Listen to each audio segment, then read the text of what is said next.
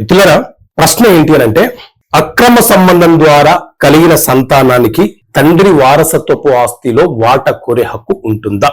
So మిత్రులారా, మన దేశంలో హిందూ వారసత్వపు చట్టం 1956 అమలు ఉన్నది.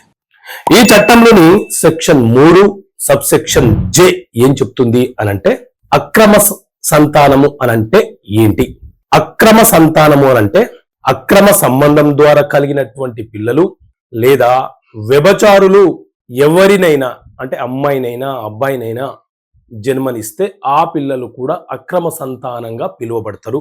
సో వీరి యొక్క తండ్రి ఎవరు అనేది నిర్ధారణ చేయడానికి అవకాశం ఉండదు.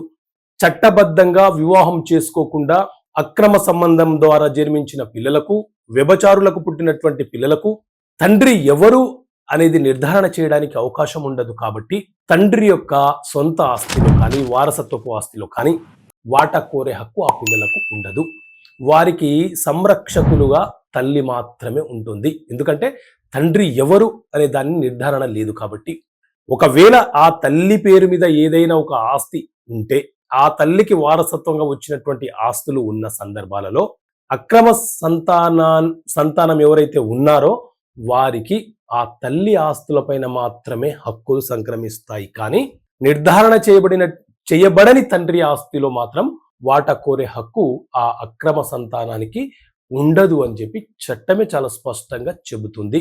కాబట్టి చట్టబద్ధమైనటువంటి వివాహాలు వేరు, చట్టబద్ధం కాని వివాహాలు వేరు. సహజీవనము మరొక అంశము.